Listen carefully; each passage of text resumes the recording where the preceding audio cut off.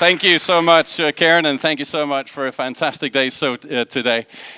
When we humans talk about transformation and transforming ourselves, it is really because we have an inherent desire to do things, change things, improve things, and that is really what gets us out of bed many times. However, the problem is getting from A to B.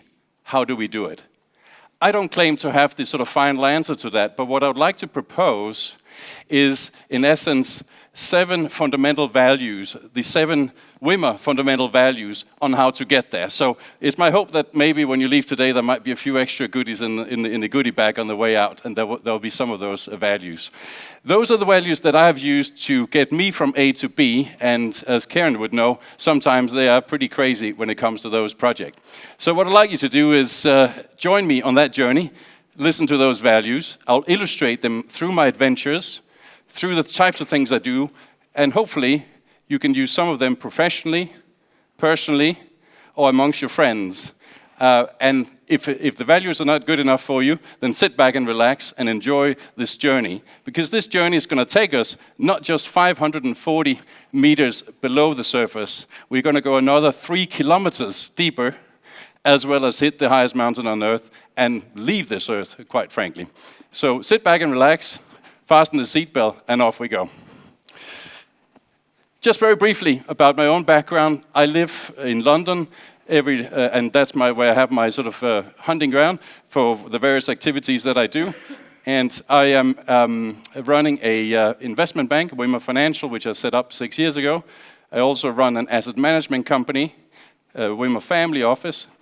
And then I've got Wimmer Space, which is sort of the umbrella for my space, my adventure activities, as well as the various charity activities that I do, and publications. I write books as well in my spare time, and we do a bit of media stuff as well.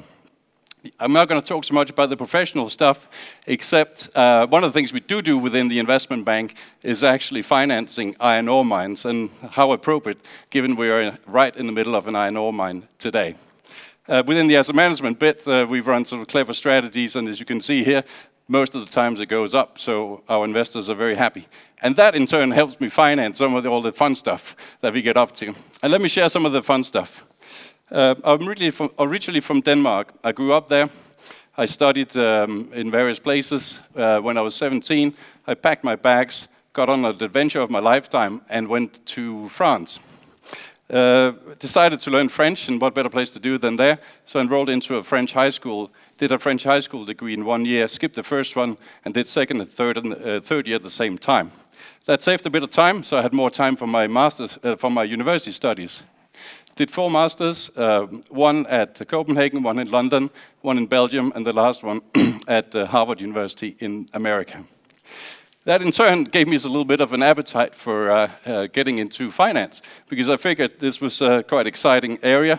This was a way also to finance some of the stuff I get up to. So I moved from Boston and to New York. I was lucky enough to join Goldman Sachs back in 1998, and just before the IPO, so that was lucky. That was where I made my first money. Turned down an offer I had from the White House from Bill Clinton when he was president back then. Something I don't regret today, but it was a very hard choice to make back then. And then went on later to move to London, build up their businesses, and eventually decided to become an entrepreneur. In the meantime, I also did a lot of the various adventures. I traveled around the world, visited a number of great places, great people, and I've always been very inspired when I've run into other people, exchange of cultures, whether it's been far, far away or it's been in a place like it is today. I told you briefly about the 7 fundamental values, and those are really the key ones when it comes to how I think, how I operate, and how I go about things. The first one is always to have a mentality of thinking out of the box. Not be limited by the mindset. Not be limited about what's possible, but always think the impossible is possible, until proven otherwise at least. So thinking out of the box, always important. Second, follow your heart. Whatever you decide to do with your career, with your future, find out what's in your heart. What does your heart beat for? Because if you can find out what's in your heart, you're going to be so passionate, so caring, so excited about what you do, that you'll make it work. Whether it's something that might not look like it's going to make a lot of money, you'll make it work because you'll be the expert, you'll be the best one within that field. And therefore, so find out what's in your heart. And then do like the previous speaker said, just do it.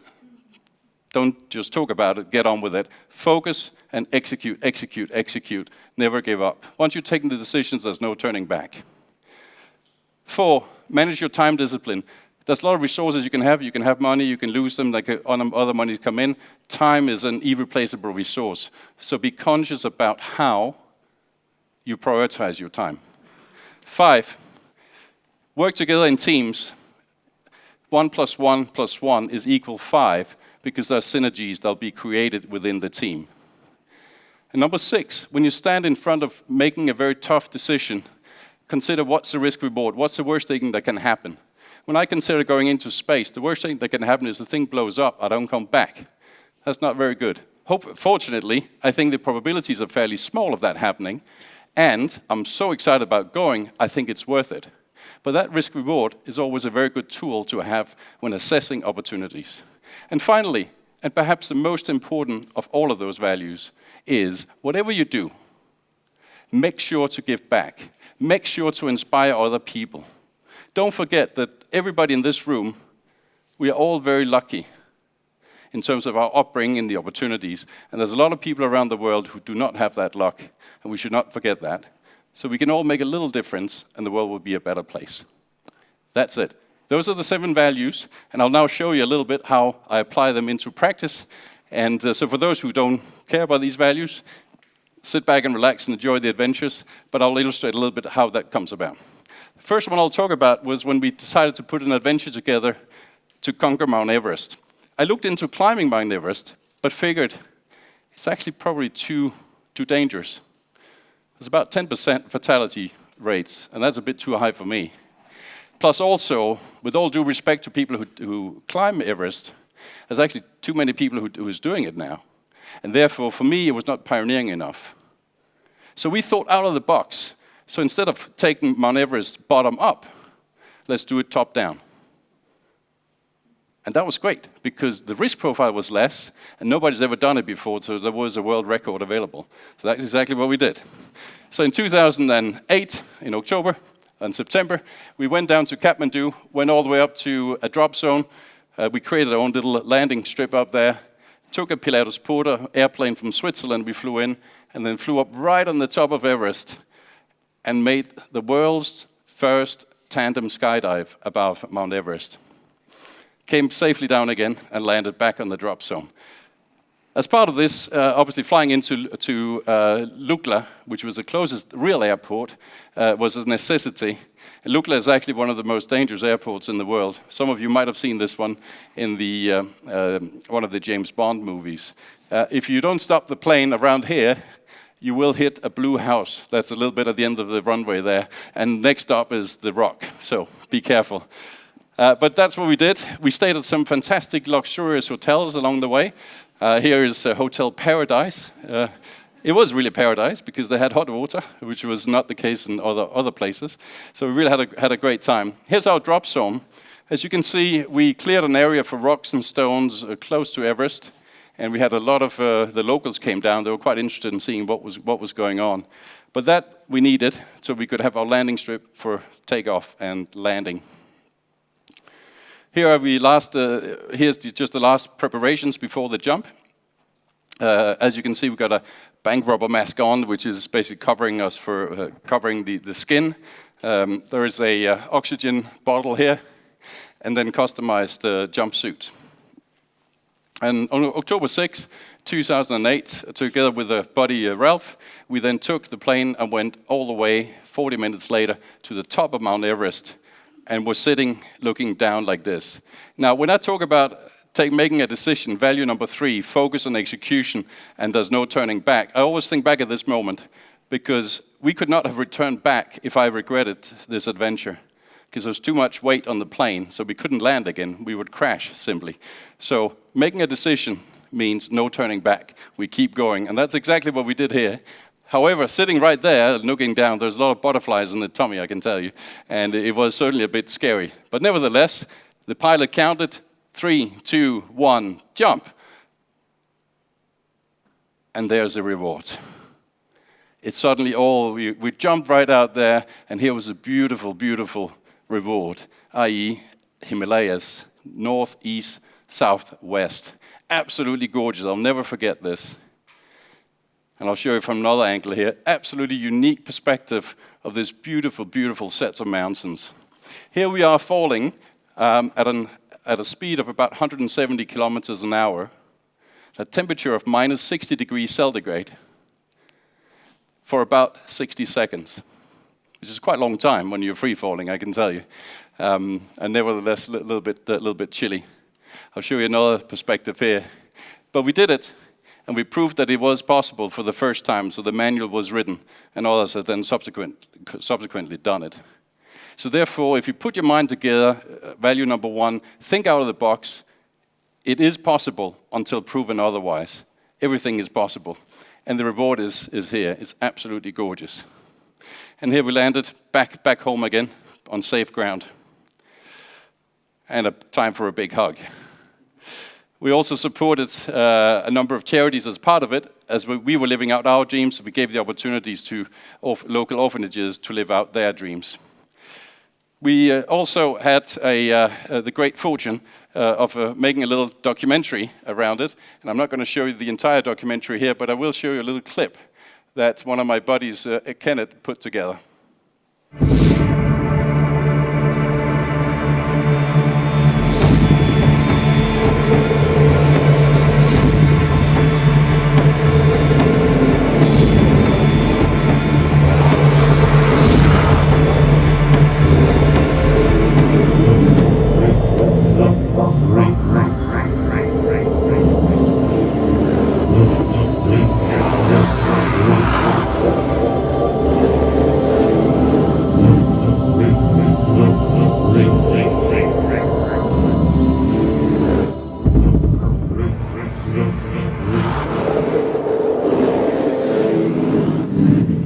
And that was it, history made. So that was 2008, and congratulations to Kenneth.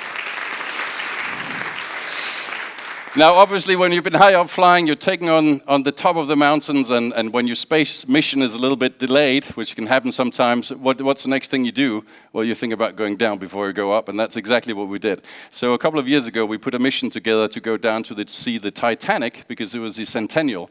So we hired this ship you can see behind me, which is an academic Keldysh from the Russians, small ship, and also a little submarine. There's only 6 of these in the world that can actually go all the way down to where the Titanic sits at 3.8 kilometers depth. Only 6 in the world can go down that deep. And you can't get hold of 4 of them, so the only 2 games in town are the Russians. So we hooked up with the Russians and put everything together within a year, and with the aim of going down to see Titanic. Now, unfortunately, 7 weeks before we were supposed to go, we got a call from Russia, new change of government and policy and what have you, and they canceled our contracts. So we ended up not going, but the mission is still on. We still want to go down there to see this absolutely beautiful, gorgeous ship. And we got everything ready to go because we were just 7 weeks away from departure. But this is some of the images that are actually still down there today, recent images for how the deck actually looks on Titanic. Or indeed, you can also see the inside of Titanic right here behind me. You wouldn't be able to squeeze in the submersible in the corridors, but there is a little camera you can actually send in and see that a lot of it is actually still intact inside the Titanic, even though much stuff has been taken up from there. So never forget Titanic, and the mission is very much still on. In the meantime, we still have a little bit of fun when we go to work sometimes. As you can see, certainly not forbidden to have this value number 2, having the passion and the fun going to work, or indeed going back home again, for that matter, and sometimes even tweaking it a little bit. Now, we talked about thinking out of the box as well. When I say jet ski, most of you will probably think about this as a jet ski. That's not thinking out of the box, really. If you think out of the box and talk about jet ski, it probably would look more like something like this. That's a jet ski. That's a real jet ski. Another buddy who's an adventure buddy is also thinking out of the box, with whom for whom I have a lot of respect, was obviously Felix when he made his very big jump. He really took some serious risk, and I'd love to talk a lot more about his jump, but I just think it's great that people take these kind of big leaps of faith and do it, and not just talk about it. I also write a bit of books from time to time and sort of sit down and collect the thoughts, and here's a collection of some of the books I've done, including in Japanese, English, and Danish, and I'm actually right now writing a book in Swedish about green energy, and that will come out in May, June this year. But it's not all about writing books, it is also about space. And why go to space in the first place? Well, first of all, here's the answer. Absolutely beautiful view. Want to go up and see that, take those beautiful pictures, and just float around and enjoy and see how it really feels. And maybe also experience the inner journey of going away from what you're used to. I've traveled to more than 60 countries on Earth so far, and each time I go away, I always get new thoughts, new ideas. But I do think that when you go all the way out of space, I do think that's going to be sort of a very, very much of a lifetime highlight. That's what I'm banking on, 3 times up. And I certainly hope that a lot of you would also join me in that at some point. Our hope and our goal is that we'll bring down the cost of space travel by pushing the frontier, by being transformational in that regard. And at the same time, we're doing it with a lot of great people. I've gotten to know so many fantastic people, new friends from all sorts of walks of life around the world. I've also met a lot of people I've never dreamt of I would call my friends or people I know today, such as Buzz Aldrin, who's sitting right here, who I see when I'm in London or in Los Angeles, Branson, who I was together with as late as last week, Alan Bean, and you see down here is Kylie Minogue. I mean, who would have thought one day I'll be bowling against Kylie Minogue and Richard Branson playing with Natalie Imbruglia? Never thought about that. But space can really take you to all sorts of interesting places, especially if you follow your heart and follow your passion. But I think perhaps the most inspiring for me has been the various people I've met at the schools. I give talks like this at the schools, I share my passion, I share my views on it, and I meet so many fantastic people, really, really inspirational. Here's some of the rocket ships I'll be traveling on. The Virgin ship, as most of you probably know, X-Core and Space Adventures. And just very briefly, here's the trajectory of going into space, turning around, coming right back down again, and all back for afternoon tea in New Mexico. Here's the Lynx model. It's a one-stager, straight up into space, turn around, take the pictures, and right back down again. So we're not going to spend 6 months like you did. But it will still be fantastically exciting and great. Part of the training has included, for me, flying fighter jets in Russia. Here's a MiG-25, cruising at 80,000 feet and at Mach 3, as well as centrifuge training, Star City in Russia, spinning around in this fast centrifuge where you really get to feel the gravity and the forces at hand. And finally, weightlessness, 0G, where you go in the Vomit Comet, up and down, up and down, up and down, and you really get to feel how it feels to be in a weightless environment and all these sorts of crazy and great things you can do. So my advice to you today is, for those of you who want to go to space, or indeed live out your dreams, just like I'm living out my dream, think out of the box, don't put yourself in a confined space. The sky is truly no limit if you put your passion and all your efforts into it, and you just focus on it, and you fight for it, and fight for it, and you do it together with people you like, and you have a great time doing it, and not forgetting that there's also other people who you should inspire and wish them good luck. And with that, I'm going to hopefully going to see you in space. Adios. Yeah. Thank you. Bye-bye.